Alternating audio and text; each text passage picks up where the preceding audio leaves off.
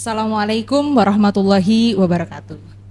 Alhamdulillahirrabbilalamin, puji syukur kehadirat Allah Subhanahu wa Ta'ala yang telah melimpahkan rahmat dan juga hidayatnya kepada kita semua, sehingga kita diberikan nikmat sehat dan bisa menjalankan ibadah puasa tanpa ada halangan suatu apapun. Salawat serta salam kita junjungkan kepada Nabi Muhammad Sallallahu Alaihi Wasallam, dan semoga kita semua akan mendapatkan syafaatnya di yaumul akhir nanti. Amin. Sebelum memulai acara pada sore hari ini, marilah terlebih dahulu kita mengawali dengan basmalah. Bismillahirrahmanirrahim. Pada bulan Ramadan tahun 1446 Hijriah ini kembali hadir bersama kami dalam program acara Obras, obrolan sehat jelang buka puasa, yang akan dilaksanakan setiap hari Rabu dan juga Jumat selama bulan suci Ramadan. Khusus untuk hari Rabu dilaksanakan di Masjid Ashifa Rumah Sakit PKU Muhammadiyah Yogyakarta. Disiarkan melalui kanal YouTube PKU Jogja Media. Bagi teman-teman sahabat sehat PKU Jogja yang belum subscribe, jangan lupa subscribe dulu untuk bisa mengikuti kegiatan kita selama bulan suci Ramadan ini. Perkenalkan, saya Nurul Isnan yang akan membersamai sahabat sehat PKU Jogja untuk menunggu buka puasa dan juga menambah wawasan tentang dunia kesehatan. Pada sore hari ini kita akan mengenal lebih dekat mengenai tips penting jalani puasa agar tetap sehat. Bulan puasa adalah momen yang ditunggu-tunggu oleh umat muslim, di mana kita harus menahan lapar dan dahaga selama lebih dari 12 jam. Oleh karena itu penting bagi kita untuk mempersiapkan baik secara rohani maupun juga jasmani.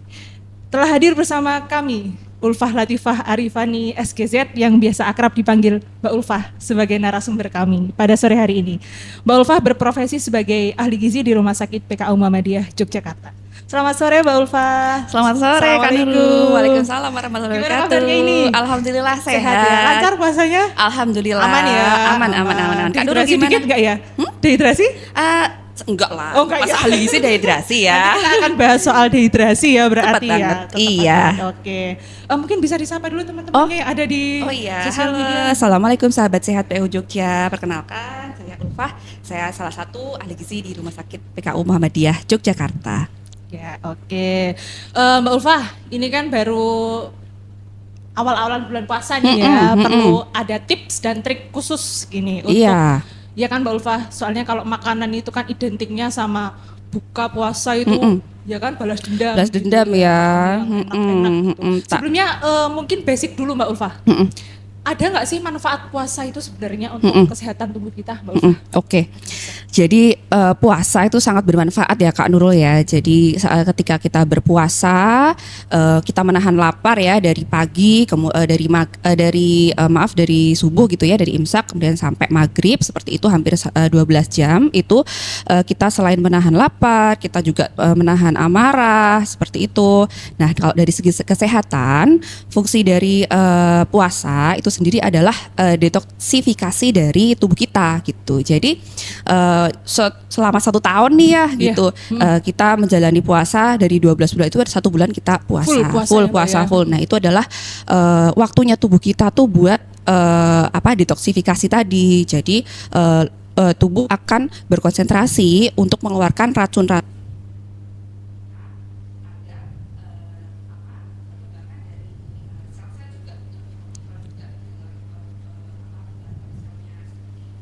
Oke, berarti nggak hanya menahan lapar, menahan haus aja Mbak Ulfa ya, tapi tetap ada manfaatnya ya untuk kesehatan ya. Oke. Terus ada tipsnya nggak ini Mbak Ulfa biar tetap bugar menjalani puasa? Ya, benar banget. Apalagi kalau misalkan kita puasa kan ya sudah lapar, dari pagi sampai maghrib seperti itu, bahkan kita juga masih beraktivitas bekerja. Tentunya kan kita harus menyiapkan gitu ya. Jadi beberapa hal agar fisik kita tuh kuat dalam menjalani puasa seperti itu. Nah, salah satu pengaturan saat puasa itu pertama adalah pola makan tentunya ya. Pola makan kita memang nanti akan berubah seperti itu. Jadi yang tadinya mungkin siang itu kita makan siang, mungkin ngopi dan segala macam gitu ya. Sekarang kita harus stop dulu dan harus pola makannya menjadi 2 pintu gitu ya, di pintu pagi saat sahur dan juga di pintu saat berbuka puasa seperti itu. Untuk pola makannya akan berubah. Kemudian yang kedua adalah pilihan jenis makanan yang kita pilih saat sahur dan juga saat berbuka itu sangat penting sekali seperti itu. Iya, okay.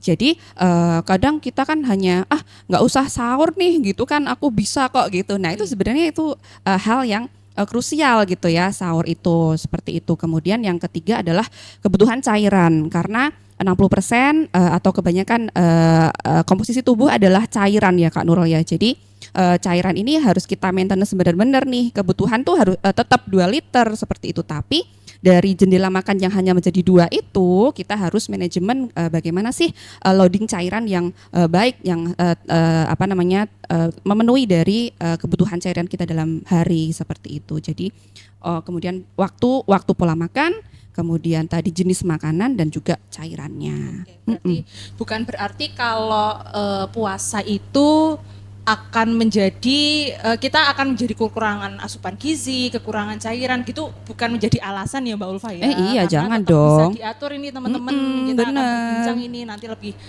detailnya sama Mbak Ulfa. Iya. Gitu. Oke.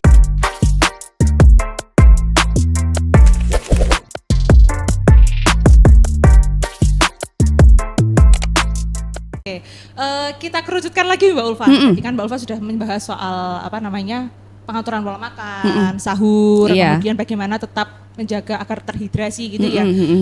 Yang pertama kita bahas dulu mungkin dari sahur dulu Mbak Ulfa. Oke, ini banyak ada yang ya tadi sudah Mbak Ulfa katakan nggak sahur nggak apa-apa, Iya. yang penting kuat. Gitu Yang penting ya, kuat, Mbak aku kuat kok nggak sahur.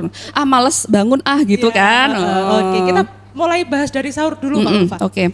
Kalau sahur itu tipsnya seperti apa? Apakah memang kadang ada tuh yang pepetin aja biar nanti nggak lapar atau laparnya ketunda gitu.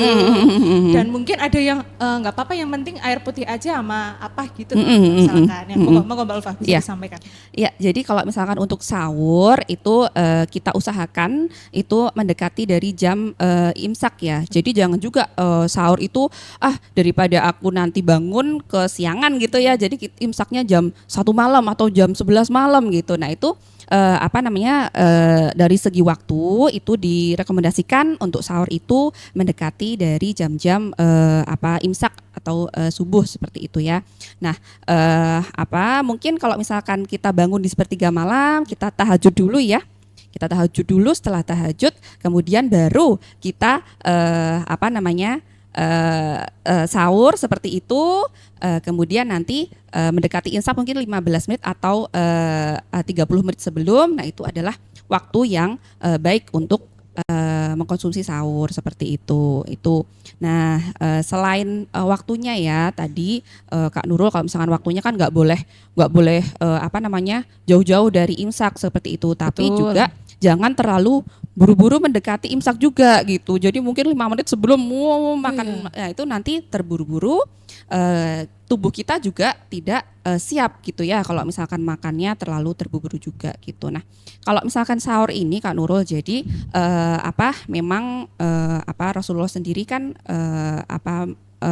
itu menyuruh kita untuk sahur, karena sahur itu kan ada keberkahan di dalam Di dalamnya, sahur ya, seperti betul itu. sekali. Nah, itu ketika kita sahur, tubuh kita tuh juga ada alarmnya gitu. Oh iya, hari ini tuh saya akan sahur ya, gitu, akan berpuasa seperti itu. Jadi sebelum perang tuh udah ada alertnya dulu, udah ada tandanya dulu. Oh iya, aku hari ini mau berpuasa nih, berarti tubuhku harus mempersiapkan ini gitu. Jadi ketika kita sahur, otak kita tuh sudah merekam itu seperti itu.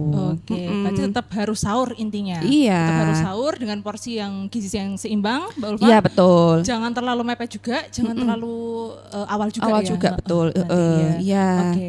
Masuk lagi tadi- kita ke pripun, Mbak Ulfa, ada Jadi yang mau kalau disampaikan? misalkan tadi untuk menambahkan ya, tadi kan sudah jamnya ya, waktu sahur seperti itu, keutamaan sahur. Kemudian yang kedua adalah porsinya tadi, betul Kak Nurul. Jadi kalau porsi itu juga tidak boleh terus biar kenyang Iya. gitu, makanya jadi banyak sekali seperti itu juga nanti malah membuat perut menjadi begah seperti itu.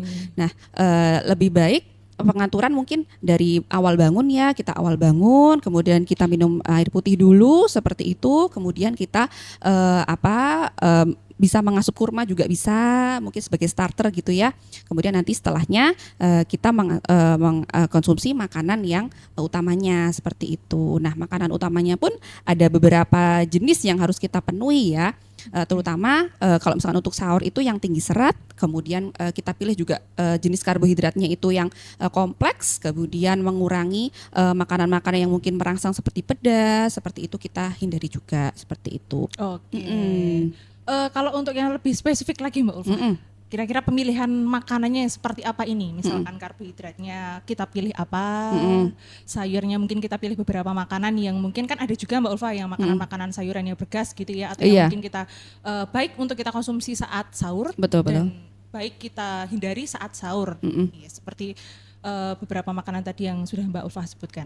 Bisa dijelaskan Mbak Ulfa? Iya, jadi contohnya ya, kalau misalkan untuk jenis karbohidrat, itu karbohidrat yang kompleks itu bisa seperti ubi, kemudian kentang, kemudian nasi merah, seperti itu. Kemudian mungkin sourdough ya, sourdough itu juga, iya roti sourdough kan sekarang lagi in ya. Nah, boleh itu Mbak Ulfa ya? Boleh banget. Boleh banget. Nasi putih boleh Mbak Ulfa? Nasi putih? Boleh ya? Ya boleh, nggak Boleh, apa-apa gitu. Yang penting misalkan nggak harus merah ya? nggak harus berarti nasi ya, merah. Cuman kalau kita ketersediaannya. ada pilihan, nasi merah itu seratnya lebih tinggi seperti itu, lebih kompleks. Jadi ketika karbohidratnya lebih kompleks, asupannya lebih kompleks, nanti dicerna dalam tubuh kita juga lebih lama.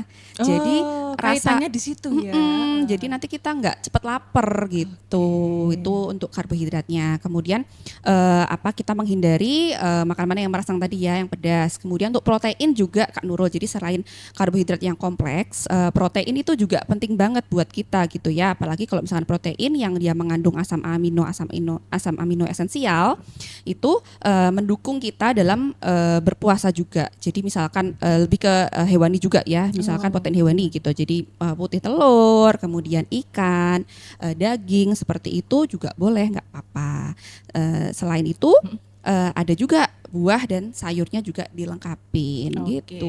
Sayuran apa saja tadi Mbak Ulfa yang mungkin yang berkas yang mungkin bener, bisa bener banget. dikurangi, Bener, ya kan? iya. Jadi kalau misalkan sayur itu kan yang berbagai jenis ya, berbagai jenis memang bagus juga, penuh dengan serat, kemudian dia low kalori, bahkan tidak ada kalori sama sekali. Cuman ada beberapa sayuran itu yang dia memunculkan gas di dalam perut seperti itu. Jadi seperti kol, kemudian buah itu seperti nangka, durian gitu. Kalau sahur masa pakai durian nggak kan? Oh tidak. Ya. Bukannya ya? Bukanya mungkin ya, nanti bisa bukanya teman-teman. Nah, jangan dulu ya kita bikin sahur kita bahas ya. lagi. Gitu Kak Nurul. Oke.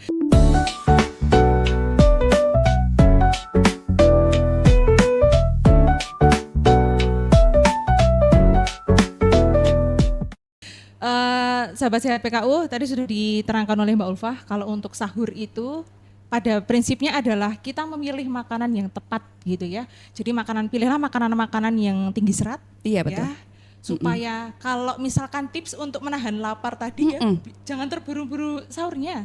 Cuma kita pilih yang benar-benar tepat untuk asupan tubuh kita. Salah satunya tadi misalkan pemilihan karbohidrat kompleks, kemudian sayuran-sayuran yang tidak bergas. Kemudian jangan mengkonsumsi makanan yang dengan bumbu yang merangsang ya Mbak Ulfa ya. Kita lanjut lagi Mbak Ulfa, setelah sahur terpenuhi, mungkin mungkin hal yang penting juga kita perlu bahas adalah cairan di sini. Iya betul. Jadi bagaimana caranya Mbak Ulfa kalau kebutuhan cairan itu tetap 2 liter dalam satu hari ya. Tapi hanya ada 2 jendela makan di sahur dan juga berbuka puasa. Bagaimana itu cara memenuhinya Mbak Ulfa? Jadi kalau misalkan betul tadi ya ke tubuh kita itu mostly itu ada cairan gitu ya, 60% adalah cairan. Nah selama berpuasa itu kita tetap kebutuhannya itu paling tidak 2 liter per hari atau 8 gelas dalam per hari. 8 gelas per ya, hari. Kalau itu bisa kita siasati ya untuk manajemen cairannya itu misalkan di sahur itu kan kita 8 gelas ya Kak Nurul ya, 8 gelas. Jadi 2 gelas itu pada saat sahur. 2 gelas saat sahur. Ya. Jadi mungkin nanti bangun tidur kita minum dulu 1 gelas atau 2 gelas seperti itu, baru kita menyantap sahur kita gitu ya. Mungkin kemudian nanti 1 gelas lagi bisa setelah makannya, setelah makan sahur 1 gelas lagi itu udah berapa? 3 ya? Udah 3. Kemudian nanti saat berbuka itu juga kita merekomendasikan itu air putih dulu dulu gitu. Jadi jangan yang berbukalah dengan yang manis gitu ya. Itu ikannya itu Mbak Ulfa soalnya. Es teler, kemudian ada durennya tadi ya, es duren gitu. Nah, itu malah kita minum dulu cairan dulu untuk merehidrasi dari cairan dari tubuh kita seperti itu. Jadi berbuka puasa itu bisa 1-2 gelas juga gitu ya. Terus tadi sudah 3, 4 gitu ya. 4. Nah, mungkin ketika berbuka minum air putih 1 gelas, kemudian dengan kurma lagi seperti itu. Setelahnya kan kita bisa sholat dulu ya. Betul Mbak Ulfa. Jadi kan dari kita membatalkan puasa, kemudian sholat kan waktunya memang agak cepat gitu ya. Betul sekali. Gitu. Nah kita tadi minum dulu dan juga makan kurma dulu sebagai starter dari pencernaan kita gitu. Jadi jangan terus makan yang banyak, nanti perut kita kaget juga. Karena belum makan ya. Belum makan dalam 1 hari, nanti perut kaget. Jadi nanti minum air putih dulu dan juga kurma bisa gitu. Kemudian sholat, nanti makan makanan berbuka. Makan berat ya. Makan berat. Minum lagi 1. Nanti udah berapa tuh 5 ya? Masih 3 Mbak Ulfa. Masih 3. Nah nanti yang 2 itu bisa setelah kita sholat tarawih. Bisa tuh kan biasa sholat tarawih kan suka haus ya gitu. Nah itu mungkin bisa kita tingkatkan di situ 2 gelas. Kemudian nanti sebelum tidur kita juga bisa konsumsi air putih 1 gelas lagi. Pas 8 ya Mbak Ulfa. Pas 8. Tidak ada alasan untuk tidak terpenuhinya cairannya. Iya betul banget. Bagaimana caranya? Iya. Untuk manajemen gitu manajemen sesuai dengan waktu yang kita ada ya. Jadi dari dari sahur sampai berbuka tadi. Iya betul. Waktunya yang agak panjang itu yang dari ini ya Mbak Ulfa ya, dari berbuka sampai ke sahur. Betul, iya dari berbuka sampai mungkin kita tidur istirahat gitu ya. Itu kita bisa tingkatkan di situ seperti itu. Mungkin ini juga Kak Nurul yang kita perlu kita perhatikan gitu ya, terutama saat sahur itu cairannya memang paling bagus itu air putih Kak Nurul ya. Jadi kalau sahur itu kita hindari minuman-minuman yang berjenis kopi dan juga teh gitu. Karena minuman yang kopi dan teh ini dia bersifat diuretik gitu. Ketika bersifat diuretik nanti kita jadi setelah imsak jadi kencing, malah banyak cairan yang keluar ya Mbak Ulfa ya. Betul gitu. Nanti siang mungkin minum kopi jadi melek gitu ya. Tapi nanti karena pengaruh dari diuretik itu, kopi itu, kafein itu, jadi nanti cairan yang sudah kita asup tadi malah keluar gitu. Berarti kalau untuk kebutuhan cairan ya Mbak Ulfa tetap bisa terpenuhi selama bulan puasa ini. Yang penting manajemen waktunya aja. Betul. Kemudian kalau untuk buka puasa jangan langsung ini ya banyak gitu. Kemudian kalau untuk sahur mungkin bisa dipilih air putih aja yang lebih. Iya, jadi air putih 1 gelas, kemudian tadi sama kurma gitu. Sama kurma. Oke Mbak Ulfa, itu untuk cairannya ya Mbak Ulfa ya. Iya benar. Kita nanti akan lanjut lagi. Sekarang kita akan lanjut lagi Mbak Ulfa. Kalau buka puasa ini kan identiknya sama yang manis-manis tadi ya. Sama gorengan. Ya kan, enak banget itu. Es teler sama gorengan. Gimana nih Mbak Ulfa? Kalau untuk karena sudah kita bahas soal sahurnya, sekarang kita mencoba untuk menuntaskan soal buka puasanya. Kalau istilahnya apa ya Mbak Ulfa? Balas dendam. Karena sehari kan sudah tidak konsumsi makanan dan minuman. Apakah diperbolehkan balas dendam makanan itu Mbak Ulfa? Coba dijelaskan Mbak Ulfa. Iya. Jadi kalau dalam berbuka puasa itu nggak boleh ya kalau kita balas dendam ya gitu. Jadi kalau berbuka puasa itu juga karena kita dari imsak dari subuh sampai maghrib itu kan perut kosong gitu, otomatis pencernaan kita kan sebenarnya sedang dalam masa yang aktivitasnya rendah seperti itu kan. Nah itu kalau misalkan langsung kita hajar pakai makanan yang terlalu banyak atau mungkin tadi makanan yang terlalu berlemak seperti itu kasihan pencernaan kita kaget gitu. Apa nih gitu ya. Karena gitu. Masih kosong ya. Karena masih kosong. Dengan yang lemak tinggi. Benar, seperti gorengan. Seperti itu sebenarnya agak kurang kami rekomendasikan seperti itu. Nah, tadi yang kita rekomendasikan itu tadi air putih tadi gitu. Jadi malah buka puasa kita membatalkan dengan air putih, kemudian bisa ditambah dengan tadi kurma ya. Sunnah juga ya kurma seperti itu. Jadi kita starternya dari kurma dan juga air putih. Itu udah paling kombinasi yang paling mantap tuh di situ gitu. Jadi nanti air putih itu nanti rehidrasi dari tubuh kita, cairan kita yang sudah kehilangan dari pagi Seharian sampai tadi seharian ya, Mbak seperti Ulfa. itu. Kemudian untuk kurmanya itu juga dia tinggi serat, kemudian mineral dan vitamin juga banyak gitu ya. Jadi bisa menstimulus dari pencernaan kita juga gitu. Jadi kita lebih siap tuh untuk menerima makan utama berbuka puasa yang mungkin masakannya udah banyak sekali ya pilihannya pasti gitu. Iya, tapi starternya itu dulu ya Mbak Ulfa ya. Betul, Oke. ya itu untuk berbuka. Kemudian mungkin ini Kak Nurul kadang tadi ya porsinya ya kita, Porsinya. aduh pengen tahu susur, aduh pengen Ini, es teler, aduh pengen ayam pop gitu ya, gitu agak banyak pilihannya kalau berbuka itu. Terlebih mungkin karena seharian sudah lapar seperti itu kita suka cenderung untuk balas dendam. Nah itu kita perlu menahan diri juga gitu bahwasanya makan itu ya secukupnya saja gitu untuk membantu dari kita mengerem gitu ya mengatur pola makan kita dalam satu porsi makan itu bisa menggunakan namanya isi piringku gitu. Isi piringku, sahabat sehat PKU. Iya, jadi apa itu isi piringku? jadi Mbak kalau Ulfa? misalkan kita mengatur gitu ya, Iya. biar enggak ini kok kayaknya udah cukup apa belum ya? Ini gitu. kelebihan atau enggak gitu ya? Itu bisa pakai isi piringku Ada namanya. ukurannya, Ada ternyata, ukurannya, sahabat sehat iya, PKU, mempermudah. Jadi kalau sahabat sehat PKU membayangkan piring gitu ya, Kak Nurul membayangkan piring itu nanti dibagi sepertiganya menjadi makanan pokok, jadi bisa diisikan nasi Iya. seperti itu atau mungkin kentang gitu juga boleh. Kemudian sepertiganya dari piring itu nanti diisikan sayur. Iya. Kemudian nanti setengah dari sepertiganya adalah lauk ya. Lauknya bisa 1 sampai 2 potong. Kemudian nanti setengah dari sepertiganya itu adalah buah seperti itu. Nah, itu aja. Ternyata seperti itu sahabat sehat PKU. Iya. Jadi bukan hanya yang penting makan. Ya, tetap asupan gizi tetap harus terpenuhi ya Mbak Ulfa ya. Betul. Salah satunya dengan ukurannya kalau biar lebih mudah pakainya isi piringku. Iya. Jadi sepertiga diisi dengan karbohidrat.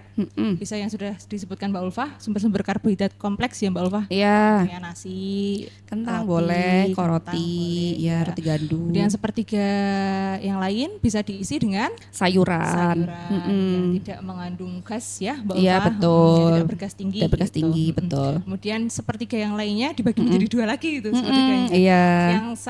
Yang setengah adalah protein hewani boleh, protein nabati juga boleh. Oke. Ya. Kemudian yang sebelahnya lagi adalah buah-buahan. Buah-buahan.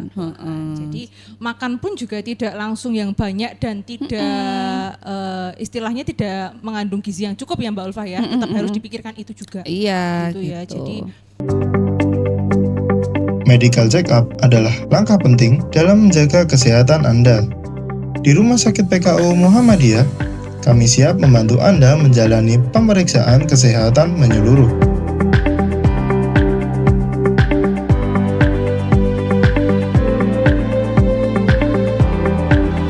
Rangkaian medical check-up kami melibatkan beberapa tahapan penting, termasuk pemeriksaan oleh dokter umum.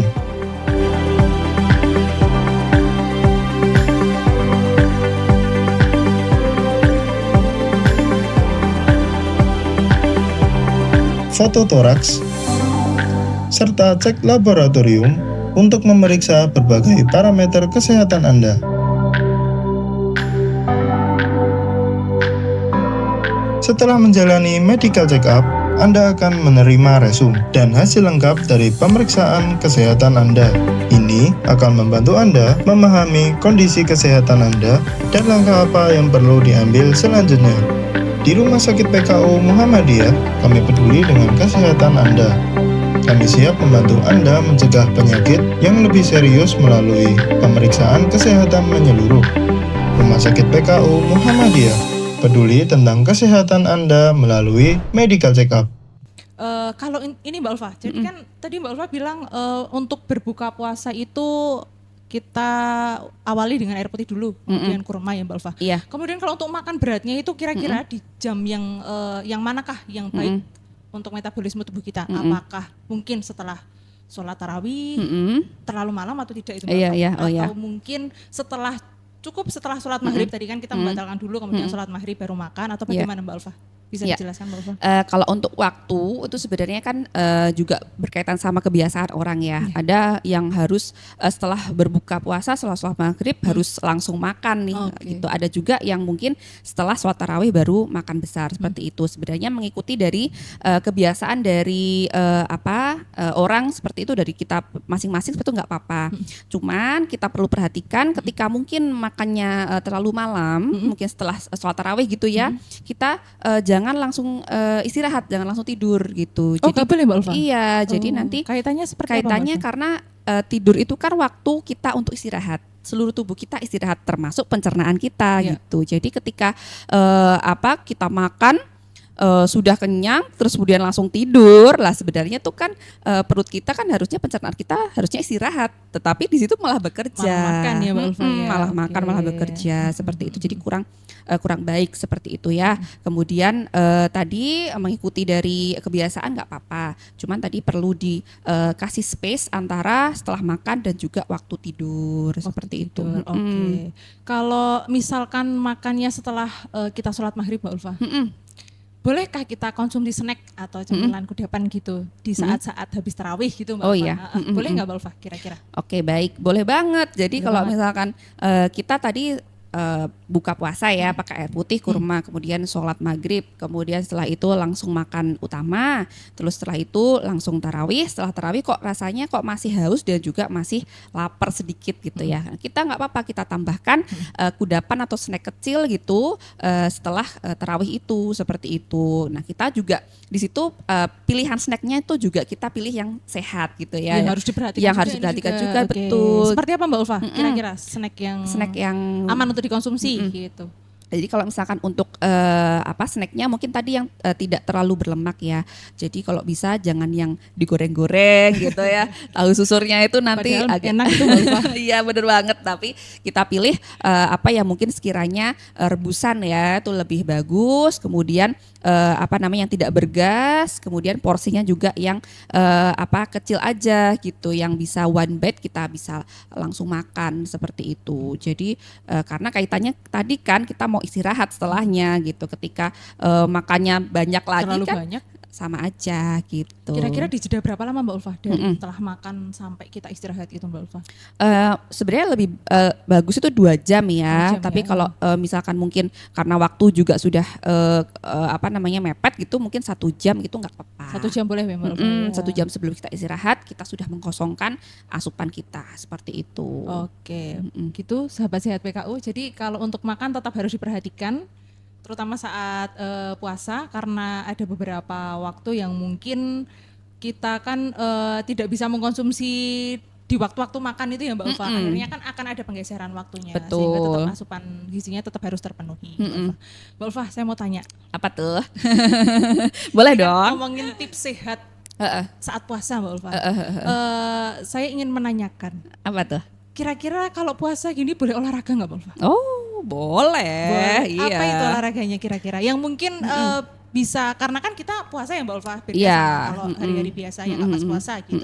Mungkin Mbak Ulfa bisa memberikan tips untuk menjalani misalkan mau olahraga saat berpuasa Ramadan ya. Jadi kalau misalkan untuk berolahraga itu sebenarnya malah bagus Kak Nurul. Jadi ketika kita berpuasa mungkin Kak Nurul sudah olahraga sudah rajin gitu ya, setiap hari sudah berolahraga. Nah, itu nanti kita teruskan saja pada saat bulan Ramadan atau bulan puasa seperti itu. Tapi ketika olahraga di bulan puasa itu memang harus ada beberapa juga faktor-faktor yang harus kita perhatikan. Pertama adalah waktu dari kita berolahraga gitu. Jadi olahraganya itu lebih baik memang mendekati dari buka puasa ya waktunya seperti itu. Mendekati jam buka puasa ya Mbak Ulfa ya. Pertama dari waktunya mendekati jam buka puasa, karena tidak dipungkiri kan sudah seharian itu karena berpuasa cairan kan juga sudah berkurang dari tubuh. Betul. Nah, olahraga ini kan dia juga mengeluarkan cairan juga seperti itu, seperti keringat. Itu kan apalagi kalau misalkan olahraganya itu memang agak rutin seperti itu kan, mungkin keringatnya keluar banyak, itu kan juga harus kita perhitungkan gitu. Jadi jangan terus siang hari main tenis gitu, jangan ya. Siang Gitu. bolong. Siang bolong main tenis kayak gitu itu juga dihindari seperti itu. Jadi mendekati dari jam buka. Jadi nanti setelah melakukan olahraga dengan berkeringat seperti itu, kita langsung rehidrasi dengan berbuka puasa dengan cairan seperti itu. Tips yang pertama adalah waktunya, sahabat sehat PKU. Jadi waktunya mungkin bisa dimepetkan ke jam-jam mendekati jam buka puasa. Yang kedua Mbak Ulfa, jenisnya apa ini kira-kira? Oke, jadi tadi setelah waktunya mendekati dari jam berbuka, yang kedua adalah jenis dari olahraganya.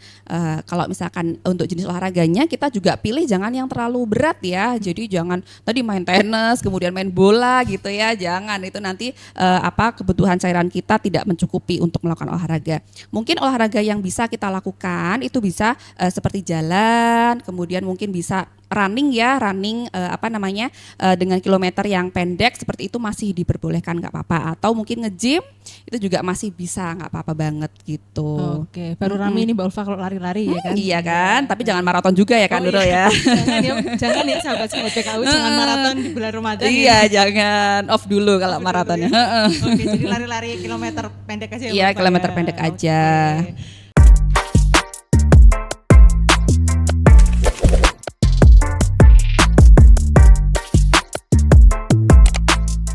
Oke, ini kalau untuk olahraga sudah kita bahas Mbak. Sekarang kan kalau bulan puasa itu otomatis akan ada pergeseran juga untuk jam tidurnya Mbak Ulfa. Iya. Kita kan harus bangun sahur seperti itu, mulai aktivitas dan sebagainya.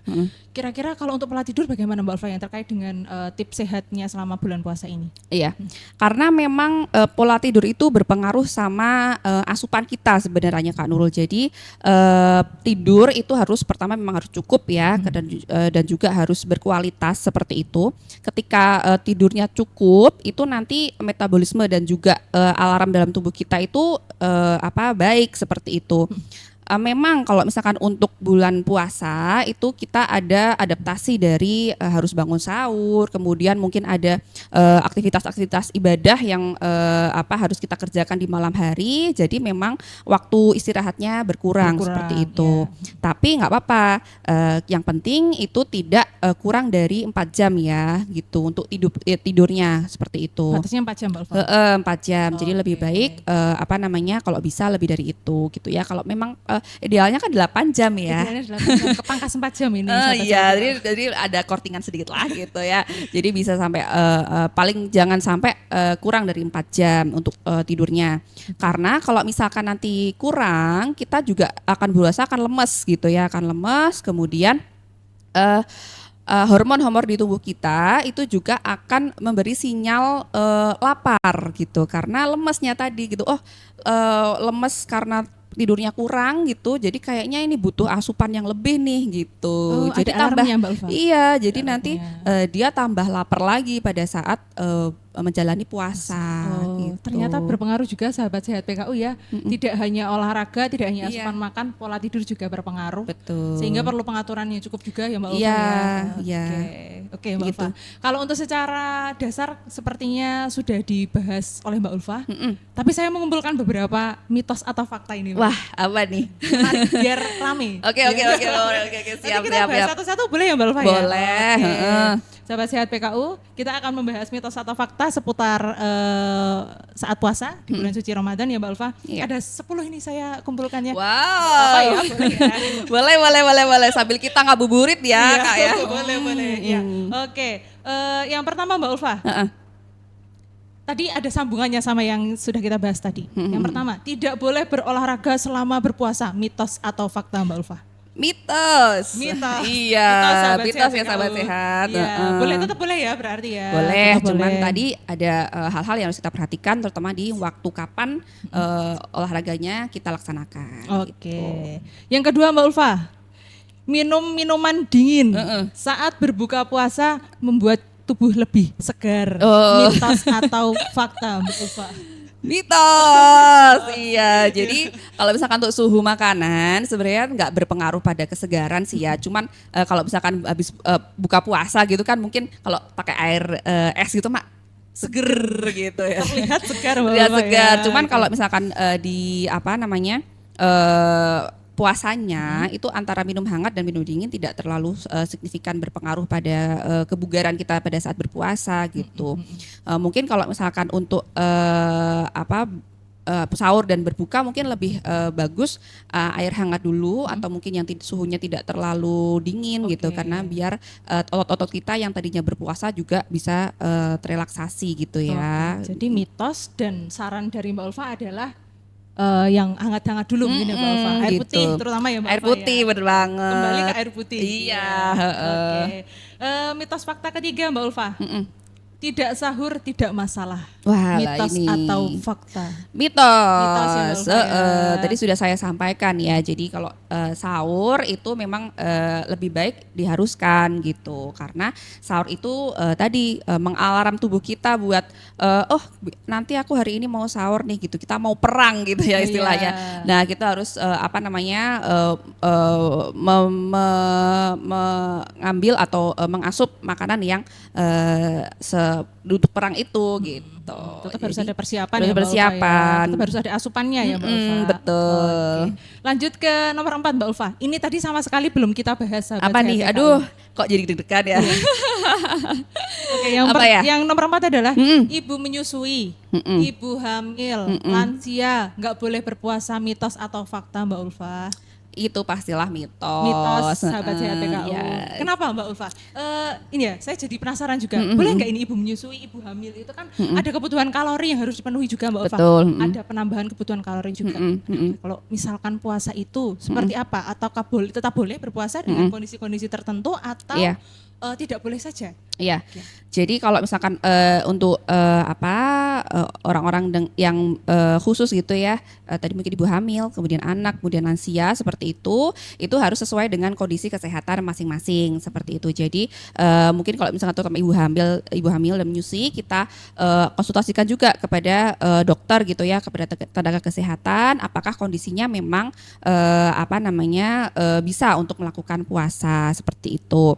Tapi tidak melarang gitu. Jadi tetap kalau misalkan kuat, kemudian memang kandungannya sudah cukup gitu ya, jadi masih boleh berpuasa nggak apa-apa gitu. Jadi nanti kita mengatur dari asupannya itu tadi. Seperti tadi kan cairan tetap kebutuhan 2 liter per hari gitu. Cuman kita harus memanajemen pola makannya itu agar tetap terpenuhi gitu. Berarti intinya boleh ya Mbak Ulfa ya. Boleh. Tapi tetap harus disesuaikan dengan kondisi tubuhnya masing-masing seperti itu. Mungkin kalau ada penambahan kebutuhan kalori, cairan dan sebagainya mungkin bisa dikonsultasikan dulu. Iya, dengan tenaga kesehatan yang. Oke. Lanjut Mbak Ulfa.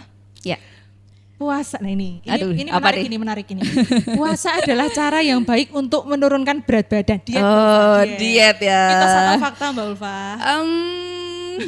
50-50 kali ya. Berarti bukan mitos, bukan juga fakta. Iya, karena berpuasa itu kan memang kita jadi menahan makan, jadi otomatis kalori yang masuk memang berkurang seperti itu. Tetapi juga jangan terus puasa pasti turun berat badan, makan jadi buka puasa jadi banyak gitu. Nah, sama aja nanti gitu. Jadi mungkin itu efek dari maksudnya kita niatan itu kan memang beribadah berpuasa. Nah, efeknya adalah mungkin tadi lemak-lemak yang mungkin tidak dipergunakan di dalam tubuh kita bisa digunakan pada saat puasa gitu. Jadi berat badan akan turun karena memang ketika berpuasa itu nanti lemak-lemak yang menumpuk itu loh gitu akan akan dibersihkan oleh tubuh, jadi nanti mungkin tubuh lebih ringan gitu. Tapi kalau misalkan jadinya buka puasanya buber ini Wah, gitu. Itu nanti jadi efeknya yoyo gitu. Jadi ini bisa dikatakan mitos dan bisa dikatakan fakta ya Mbak Ulfa? Iya, tergantung pola makannya. Betul. Defisit kalori memang pada siang hari ya Mbak Ulfa. Betul. Tapi kalau maghribnya dihajar dengan makanan-makanan yang tinggi lemak ya Mbak Ulfa, akhirnya nggak jadi turun berat badannya. Iya, naik nanti naik berat badannya. lagi. Apalagi kalau malamnya ngemilnya banyak ya Mbak Iya, Ulfa. jadi nanti efeknya namanya yoyo effect gitu. Kembali lagi berat badannya nanti naik lagi. Oke, ya. Lanjut Mbak Ulfa. Sudah berapa ya Kak? Dulu kayak belum nggak selesai. Dikit lagi ya. Mengingat waktu sudah. Berbukalah dengan yang manis Mbak Ulfa. Oh iya, oke. Sebenarnya itu juga tidak harus tadi ya, Tidak harus ya. dengan yang manis gitu. Terlebih kalau misalkan mungkin manisnya yang manis sekali itu malah kita hindari gitu. Lebih baik kita buka puasa dengan konsumsi air putih atau merehidrasi yang mengembalikan cairan yang hilang dari tubuh kita. Kemudian juga bisa mengkonsumsi kurma untuk starter dari pencernaan kita yang tadinya berpuasa seharian gitu. Mungkin kalau misalkan mau manis sedikit nggak apa-apa gitu. Tapi kalau misalkan jadinya soda, kemudian mungkin boba, Itu seger, Mbak kopi, Ulfa. iya. Tapi Iya, itu seger. nanti bergas, kemudian pencernaan kita juga tadinya puasa. Langsung dihajar dengan tadi ya minuman-minuman yang seperti itu, nanti juga akan kaget dan tidak akan bagus juga bagi pencernaan. Oke, lanjut Mbak Ulfa sedikit lagi Mbak Ulfa. Wah, kapan nih? Puasa akan memperparah gejala mah nggak Mbak Ulfa? Nah ini pasien-pasien yang pasien-pasien mohon maaf, sahabat sehat PKU yang mungkin ada riwayat Iya, kayak emah gitu, itu kan nggak bisa telat makannya Mbak Ulfa. Nah, itu. benar. Kira-kira kalau puasa apakah betul ini akan memperparah gejala mahnya? Mitos atau fakta Mbak Ulfa? Itu adalah mitos. Mitos. Mbak Ulfa. Kenapa Mbak Ulfa? Ya, jadi kalau misalkan untuk kita ada riwayat mah atau mungkin dispepsia seperti itu, ada gangguan di dalam lambungnya untuk pencernaan ya. Nah itu ketika berpuasa itu malah dia akan mengurangi dari produksi asam lambungnya seperti itu. Oh ternyata seperti itu sahabat sehat PKU. Iya, Jadi, tapi dengan beberapa catatan ya. Apa saja Mbak Ulfa? Jadi pertama kita harus tadi sahur ya, terus ada sahur, tidak boleh melewatkan sahur. Kemudian makannya itu tetap porsi kecil tapi sering gitu. Kemudian nanti pemilihan makannya juga makannya yang jangan merangsang gitu ya, dan juga berserat tinggi gitu. Mungkin kalau misalkan ada kondisi-kondisi di mana kita harus minum obat, itu juga bisa membantu dari orang yang dengan riwayat GERD atau dengan riwayat MAH itu bisa berpuasa seperti itu. Oke. Yang terakhir Mbak Ulfa. Ini Ini kaitannya soal kulit juga Mbak Ulfa. Kulit kering saat berpuasa. Ini kan kaitannya sama cairan juga mungkin ya Mbak Ulfa. Itu mitos atau fakta Mbak Ulfa? itu adalah mitos. Mitos sahabat Iya. sehat, mitos Ya, sahabat sehat. 50-50 juga sih ini kan. Iya. Kenapa Mbak Ulfa? Iya, 50-50. jadi kalau cairan dalam tubuh kita itu juga dia mempengaruhi dari kesehatan kulit kita ya. Jadi kalau glowing itu berarti itu cairan yang dibutuhkan cairan yang kita asup itu juga kuat gitu. Nah, itu makanya tadi konsumsi cairan itu harus cukup gitu ya, kita memanajemenkan lagi jam-jam atau pos-pos dari kita minum. Tapi mungkin selain dari cairan sebenarnya banyak juga faktor-faktor yang mempengaruhi dari kulit itu bisa kering gitu. Mungkin tadi AC juga bisa, atau mungkin tidak dirawat atau tidak menggunakan lotion seperti itu. Jadi ada banyak faktor ya Mbak Ulfa. Cuma mungkin kan kalau untuk kita mungkin dari asupan, terutama asupan cairannya ya Mbak Ulfa. Iya. Yang penting asupannya cairan terpenuhi. Bener, buah sama sayur juga. Buah sama sayur juga. Iya. Oke. Terakhir Mbak Ulfa, saya ingin menanyakan, apakah pasien-pasien dengan penyakit tertentu ya, mungkin diabetes atau CKD atau gagal ginjal atau yang lainnya, apakah pasien-pasien ini boleh berpuasa dengan tetap tadi tips sehatnya selama puasa itu? Apakah bisa atau diperbolehkan atau tidak sebaiknya? Ya. Baik untuk pasien-pasien ya, atau punya riwayat diabetes atau mungkin cuci darah seperti itu nanti harus dikomunikasikan dengan petugas kesehatan atau dengan dokter ya yang merawat seperti itu. Jadi nanti karena harus ada adaptasi juga dari obat-obatan yang diberikan, itu tetap dikonsumsi seperti itu. Tapi tadi pola makannya, kemudian pemilihan makannya seperti itu harus disesuaikan juga gitu. Dan yang utama adalah melihat dari kondisi diri sendiri gitu ya. Kalau misalkan ternyata punya riwayat cuci darah ya lebih baik jangan dulu berpuasa seperti itu. Tapi kalau misalkan kompleks ya, Mbak Ulfa, ya? Iya kompleks. Jadi kalau misalkan sehat kemudian masih kuat dan aktivitas tidak ada masalah gitu ya, berpuasa tidak ada masalah seperti itu. Iya, berarti untuk pasien-pasien tertentu mungkin bisa tetap menjalani puasa, cuma mungkin harus dikomunikasikan dulu. Benar. Dokternya dulu ya Mbak Iya. Ulfa ya. Baik Mbak Ulfa, mungkin ada yang ingin disampaikan ini terkait dengan tips penting jalani puasa agar tetap sehat sebagai kesimpulannya Mbak Ulfa selama menjelaskan dari tadi awal ya Mbak Ulfa kita menjelaskan soal sahur bagaimana, cairan bagaimana, buka bagaimana. Monggo Mbak Ulfa mungkin ada yang bisa disampaikan. Sahabat sehat PKU Jogja, jangan lupa ya untuk memanajemen cairan dan juga asupan kita saat kita berbuka dan saat kita berpuasa gitu, karena itu sebagai bekal kita saat kita menjalankan ibadah suci bulan Ramadan seperti itu. Jadi ketika asupan atau amunisi kita itu cukup, maka nanti ibadahnya juga akan lancar. Seperti itu Kak Nurul. Seperti itu Mbak Ulfa. Iya. Terima kasih banyak Mbak Ulfa. Sama-sama. Diskusinya kayaknya harus dicukupkan dulu Mbak Ulfa. Iya. Nggak terasa ya? Oh tidak terasa ya Mbak Ulfa. Terlalu terlalu singkat ya Mbak Ulfa. Iya. Oke.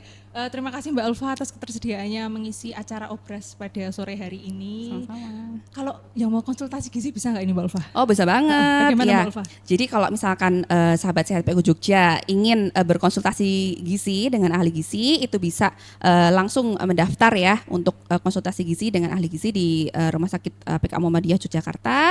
Nanti bisa melalui poli pendaftaran seperti itu, ataupun nanti juga bisa by WA seperti itu. Oke, berarti bisa by WA juga atau bisa langsung ke Rumah Sakit PKU Jogja daftar dulu. Ya betul. Kalau untuk by WA nanti bisa ke nomor 0819 500 1923. Wah, hafal Mbak Ulfa. Iya dong. Oke, terima kasih Mbak Ulfa. Demikian acara Obras pada sore hari ini, dan terima kasih banyak untuk sahabat sehat PKU Jogja yang sudah menyaksikan. Untuk sahabat sehat PKU Jogja jangan lupa melewatkan klinik Ramadan yang akan diselenggarakan oleh panitia dengan program-program yang menarik diantaranya adalah yang pertama kurma, kultum dan motivasi doa yang tayang setiap hari Senin dan hari Kamis ba'da sholat duhur di Masjid Ashifa. Yang kedua adalah obras yang kita laksanakan sekarang ini, yaitu obrolan sehat jelang buka puasa setiap hari Rabu dan Jumat. Khusus untuk hari Rabu disiarkan di Masjid Ashifa. Kemudian untuk kasesi kajian Selasa siang setiap hari Selasa ba'da sholat duhur di Masjid Ashifa. Selama bulan Ramadan ini kita menyediakan juga takjil dan sahur bagi pengunjung, keluarga pasien dan juga jamaah Masjid Ashifa. Jika ada yang ingin berdonasi, silahkan donasi bisa transfer donasi ke Bank Muamalat dengan nomor rekening 532 001 176 07. Saya ulangi lagi, bisa transfer donasi ke Bank Muamalat dengan nomor rekening 532 001 7607 dengan paket donasi dimulai dari 15.000. Kemudian atas Bank Muamalat dengan nomor rekening tersebut atas nama panitia Ramadan. Kemudian saya ingatkan kembali kepada sahabat sehat PKU Jogja, jangan lupa untuk follow Instagram kami dengan nama PKU Jogja. Jangan lupa subscribe di YouTube kami, Facebook kami di PKU Jogja Media. Ini Mbak Ulfa sudah memasuki akhir acara kami. Terima kasih banyak atas kesediaannya, waktunya. Selamat menjalankan ibadah puasa bagi sahabat sehat PKU Jogja.